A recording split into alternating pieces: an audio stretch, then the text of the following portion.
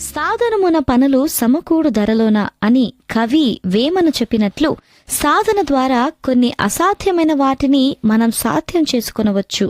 కాని కొన్ని పనులు ఎవ్వరూ చేయలేరని, అవి అసాధ్యమని తెలుపుతూ ఒక ఆంగ్ల కవి ఇలా వ్రాశాడు: సాలెగూడును పాడుచేసి మరలా నిర్మించగలవా? విరిగిపోయిన సీతాకోక చిలుక రెక్కలను మరలా అతికించగలవా? పగిలిన కోడిగుడ్డును అతికించగలవా? ఇవేవీ సాధ్యం కాదు.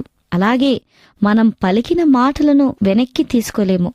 ఎవరైనా మాట తప్పకుండా ఉంటే అతడు లోపం లేని వాడై తన సర్వ శరీరాన్ని సాధనమందుంచుకునే శక్తిగలవాడని బైబిల్ గ్రంథకర్తల్లో ఒకరు రాశారు. నిజమే, నరం లేని నాలుక చాలా అదిరిపడుతుంది. నాలుక చిన్న అవయవమైన మన శరీరానంతా మలినం చేస్తుంది. చిన్న నిప్పురవ్వ అడవినంతటిని తగులబెట్టినట్లు మన నాలుక ఇతరుల జీవితాలని, కుటుంబాలని తగులబెడుతుంది. కాబట్టి దీన్ని మన అదుపులో ఉంచుకుందాం. ఇతరులకు ప్రయోజనకరమైన మాటల్ని, ఆదరణకరమైన మాటల్ని పలుకుతూ ఆశీర్వచనాలే పలికేలా అభ్యాసం చేద్దాం.